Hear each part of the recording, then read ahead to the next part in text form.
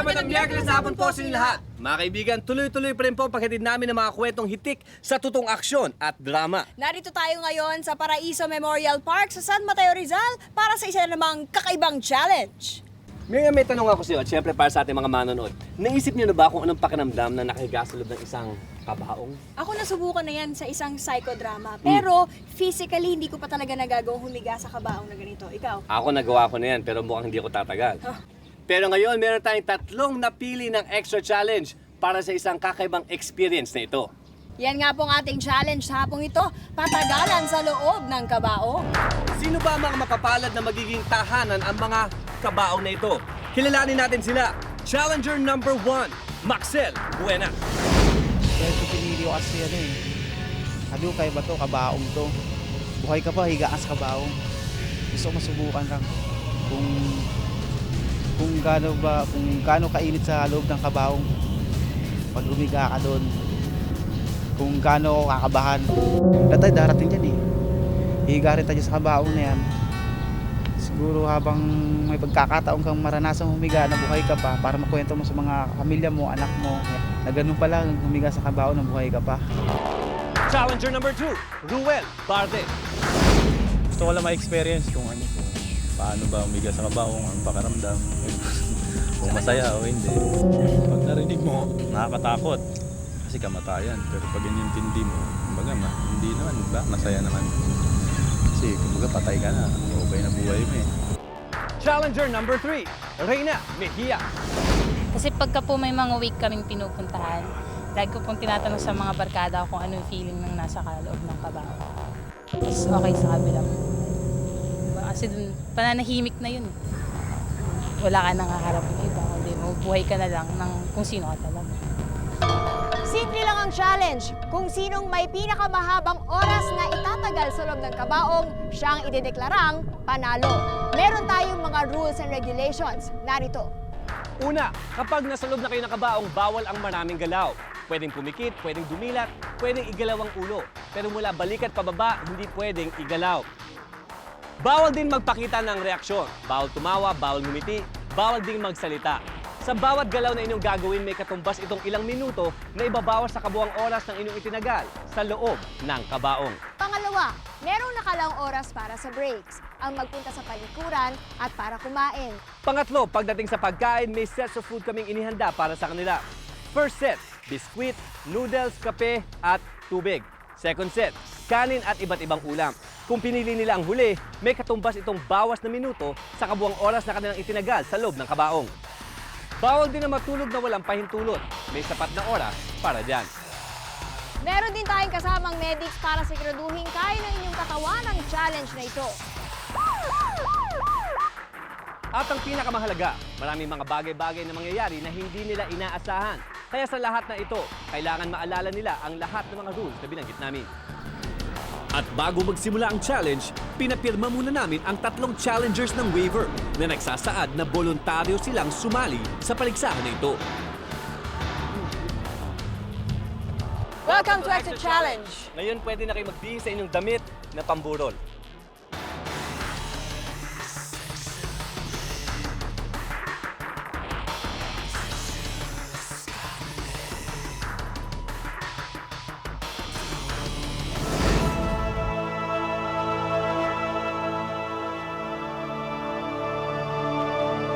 Ruel, Reyna, and Maxel, May you rest in peace.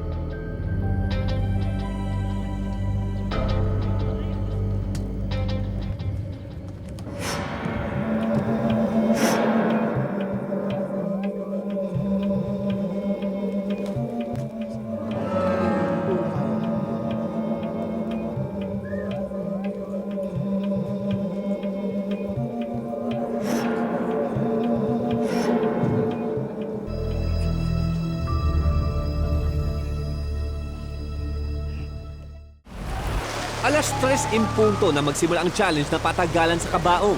Kasabay nito ay ang pagbuhos ng malakas na ulan. Ilang minuto pa lang sila sa pagkakahiga, pero sakit ng katawan na daw nararamdaman ni Maxel, Reyna at Ruel. Paano ba naman? Bukod sa paghiga sa kabaong, bawal din silang gumalaw, ngumiti at magsalita. Dapat talaga magmukha silang mga bangkay. Yung una, okay pa yung mukha ko, masaya pa. Ang tumagal na ako nakahiga, sabi ko parang masakit Pinapawisan ako tumutuyo na yung pawis ko. Tapos yung likod ko talaga masakit kasi yung may kawis yung 2x2.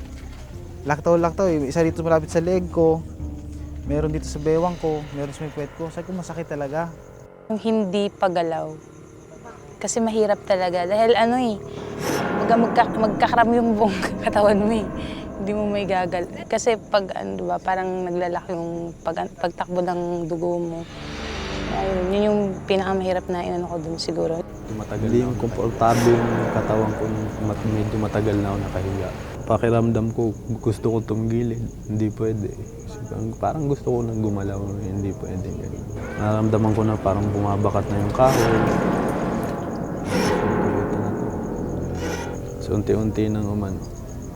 Ayun, bumakat hanggang sa tumusok sa akin yung pako.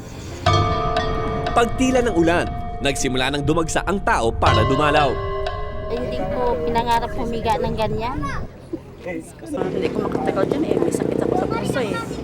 Ang hirap ng sitwasyon nila. Diretso, imagine mo kung magtatagal ng gano'n. Kanya-kanya sila ng opinyon kung sinong tatagal. Yung gitna nga, yun yata ang magtatagal. So, ako tatagal. Bakit? Mukha nga siya. Hindi bagay siya kasi makakasarani pa tayo. O tingnan nyo, may iba pang pilit na pinapatawa ang mga challengers, tulad ng mga manang na ito.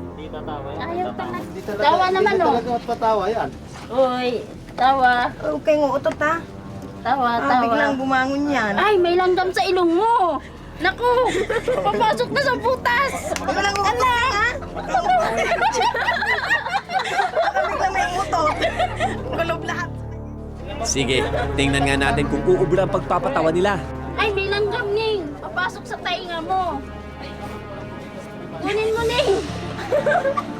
Talo siya pag kinuha niya yan. Ay, oh, yung isa mong pulo, walang putunis. Ay, dalawa. Ay, Ay, ito yung ay, ano. make up mo na, agnas na. Ano ba yan? Yung pambabae. Yung kaninang panlalaki. Yung pambabae. Ay, Ang babae. tumugo na yung balbas mo. Tumayo ka, magpa-make up ka uli. Ayaw na agnas na eh.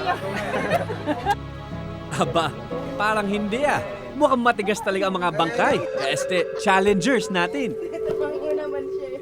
Pinipilit ko na tumawa. Tumitingin ako sa stolda, sa ilaw. Doon ako tingin. Para mahilis lang yung mata ko sa nila. Huwag ako tatawag, pinapatawa nila ako. Kasi muntik-muntik na malapit na akong tumawa. Pinigil ko lang pinigil talaga. Tititigan ko na lang sila para kunwari matakot. Tapos umaalis na lang sila. Kadalasan naman kasi mga bata eh. And kapag may pumupuntang mga binata, pumipikit na lang ako para maiwasan ko tingnan yung mga mukha. Deadma lang. Dinidedma ko lang kasi kumbaga pag iniintindi ko pa yun, sa akin disapul na eh.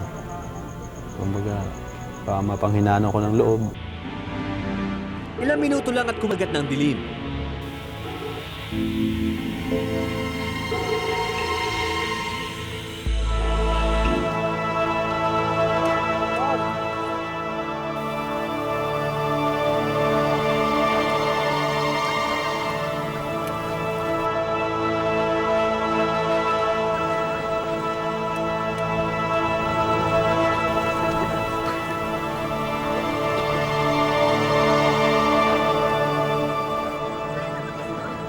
Grabe, ang sakit na ng balakang ko at likod ko. Basang-basa ng pawis. Isa nga, nagagalaw ko na doon yung bewang ko, yung paa ko na umiinit. Iniisip ko, itataas ko na yung kamay ko para umihinto na nga ako. Iniisip ko, gusto ko tumuha yung premyo.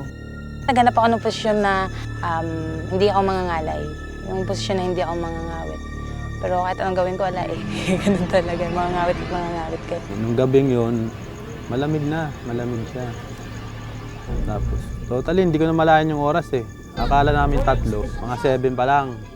Alas 8 na ng gabi, itong unang itinakdang break kung saan pwede silang pumunta sa palikuran at kumain. Kamusta na kaya sila? Daming insect. Sakit sa maka, pumapasok sa tenga. O sige, comfort room muna kayo. Walang kahalin tulad to eh sa mga nangyari sa akin. Baga kakaiba, mahaba yung oras. Kumbaga hindi oras, araw. Araw ang pinaglalaanan mo dito. Madali. Akala ko madali lang. Pero pag nandun ka na, mahirap rin pala yung nakahiga ka sa mahabang oras. Mas maganda pa rin yung gumagalaw pa. Tsaka isa pa kalaban ko dun sa loob kasi nga pawisin ako. Tsaka yung daming bumabagsak na insekto. Mga gamo-gamo. Yun yung kalaban ko dun. Pero okay lang, kaya pa naman eh. Hey, siyan mo na ako. Bye-bye. Ganun talaga ako kahit pagod ako eh. Kasi yung sabi ko nga, naranasan kong pagod sa Bundok Tagaytay. Kaya pagod ko yun, nakatawa pa rin ako. Ito, ngayon kahit gano'n man kasakit yung muscle ko sa ulo ko, kaya ko pa rin tumawa. Kahit sumakit yung balakang ko doon, likod ko kahiga, kaya ko pa rin tumawa. Kaya kumaya, pipilitin ko uling humiga ron. At pipilitin hanggang saan mabot kong oras. Teka lang, sadali ako kasi masyadong puput ko yung pantug ko. Teka lang ha. At ngayon, it's dinner time! Ano kaya ang nasa menu? 2 sets ng pagkain ang pwede nilang pagpilian. Ang unang set, biskwit, tinapay at isang basong tubig. Pangalawa, kumpletong set ng hapunan. May rice at ulam. Pero kung ito ang kanilang pipiliin, may imemeno sa kanilang minuto. O, kayo, anong pipiliin nyo? Ito lang siguro. Biscuit na lang. Ayoko lang ubukas yung points ko. Ito na lang sa akin. Para patay yung dating. Hindi rin ako masyadong gutom pa kasi.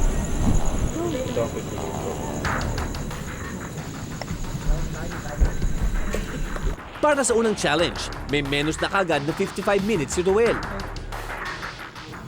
Kasi gutom ako kasi mahirap pala talaga to. Mas mahirap pala yung nakahiga ka kaysa nakatayo. Mas nakakagutom.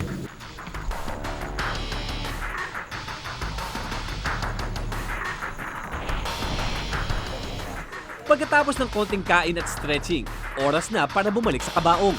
Tapos ng kanilang 10 minuto na break, oras na ulit ng kanilang pamamahinga.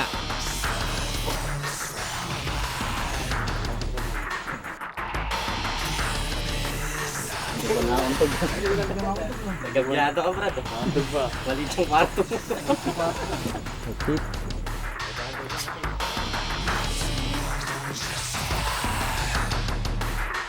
Pagkatapos ng 10 minuto na break, bumalik na ulit sa pagkakaratay ang 3 challengers. Pero maya-maya pa ay nagtaas na ng kamay si Ruel.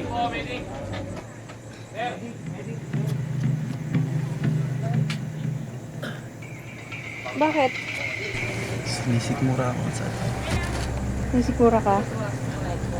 parang yung ulo ko Sige, sige. nakalaglag.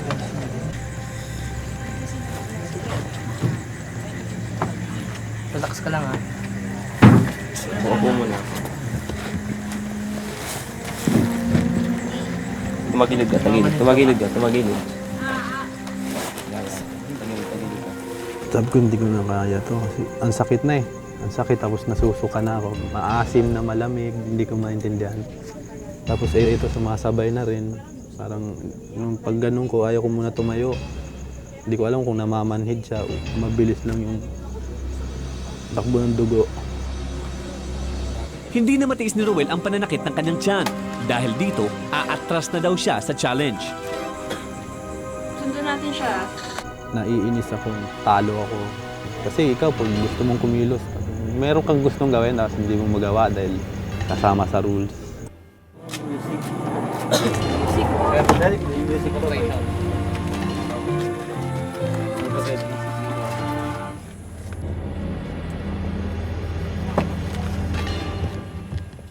Wala namang ano yun kasi kumain sila tapos hindi kakarit. Parang bumalik yung kinain. Tapos yung kinain nila, kinain pa na kanin. Sa ipanya na lang. Meron pa akong nalaman sa sarili ko na biruin mo, nagawa ko yung ilang oras na nakaya ko kaysa kung palagay natin yung 8 hours or 9 hours yun, mahirap pa rin eh. Ayun, napatunayan ko na kaya ko yun, siguro susunod mas higher pa. Umatras na nga si Roel. Ang natitira na lang ay sina Maxel at Reyna. Para sa susunod na challenge, may iparirinig kami mga tunog na nakakatakot. Isang white lady ang bigla na lang magpaparamdam sa kanila para sila'y takutin. Ano kaya ang kanilang magiging reaksyon? May tatayo kaya sa kanila dahil sa takot? Oras na gawin nila ito, automatic na tanggal na sila sa challenge na ito.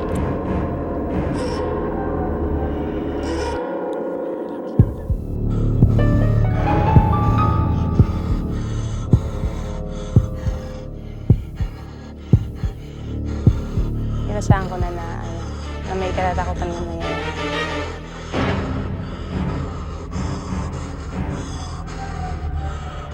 Parang nasanay na rin akong nakarinig ng ganun. Kasi dati madalas kami sa horror eh. Sa lalabas kami dati, mga carnival.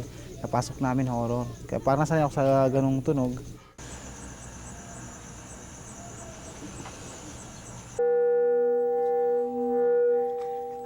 Nung dumungaw siya sa akin, munti ka na akong matawa talaga doon. Munti ka na, sa itsura ng white lady. Munti ka na akong matawa. Kung ano iniisip ko eh. Siya titingin ako sa ilaw nga, sa tolda. Kasi kung iisip pa ako ng iba, baka kabahan pa ako doon, nervousin pa ako.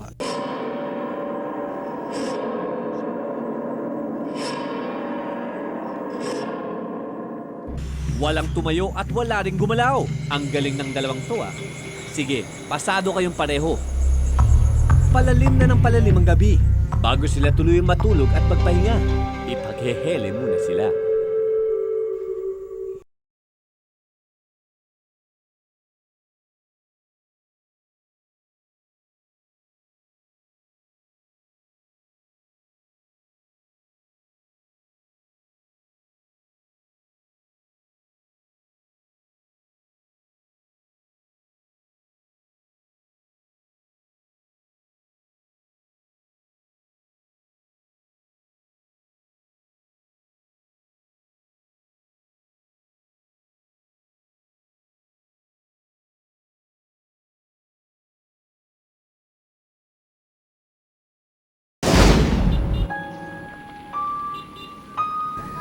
Day 2, umaga na.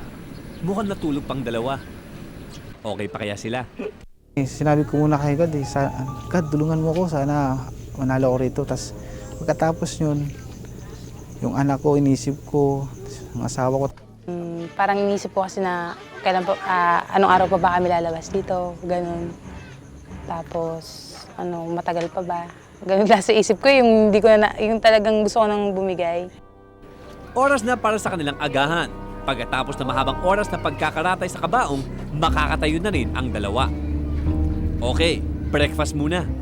Tulad ng dati dalawang sets ng pagkain na pwede nilang piliin. Ang unang set, pagkain pamburol. Ang pangalawang set, breakfast, Pinoy style. Tiyak na kumukulo ng tiyan ng dalawang ito. Ano kayang pipiliin nila? Sa ano?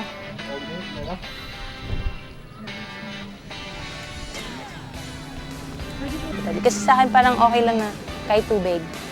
Kung ganito yung activities, parang mabubuhay na ako kahit tubig lang, tsaka biskwit. Inisip ko kasi ayoko talagang mabawasan yung points ko. Muntik nang piliin ni Maxel ang pangalawang set ng pagkain. Pero determinado yata siyang manalo. Kaya nagtiis na lang siya sa mainit na kape, biskwit at noodles. Parang gusto ko pili yun, nag-iisip na ako eh. Inisip ko naman, pag uwi ko naman, kaya ko na ito marami sa bahay. Tapos yung ulam doon, makakain ko rin sa bahay.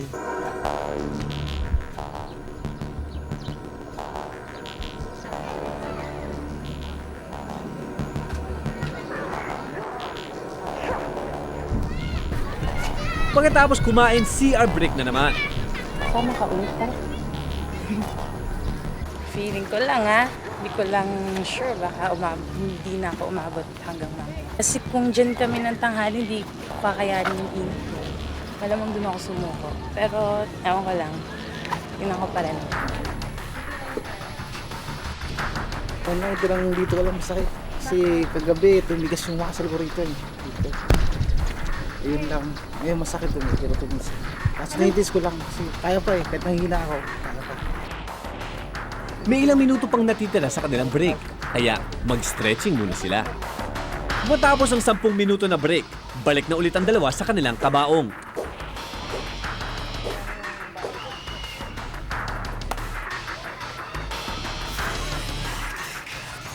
Pahirap ng pahirap ang kaligayan ng ating mga challengers. Pero paano kaya nila napipigilang huwag pagalawin ang kanilang katawan? Nag-iisip ako ng mga nakakatuwang bagay.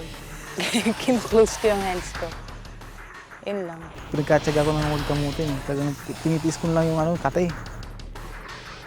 Pangalawang araw na ng challenge. Ito na rin ang umpisa ng pinakamatinding pagsubok para kay Maxel at Reyna. Tatagal kaya sila? Yung una kong tiningnan yung paglalagyan sa amin, yung paglilibingan sa amin. So sabi ko, uy, masaya dyan.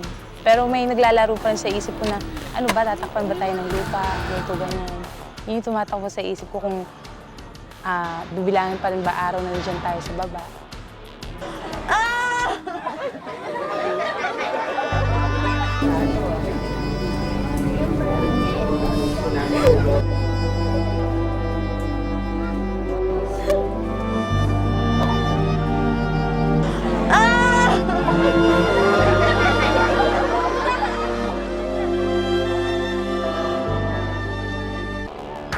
Abangan bukas, mas nakakapangilabot na eksena. Mas tumitindi ang laban. Sino ang bibigay at sino ang talagang palaban?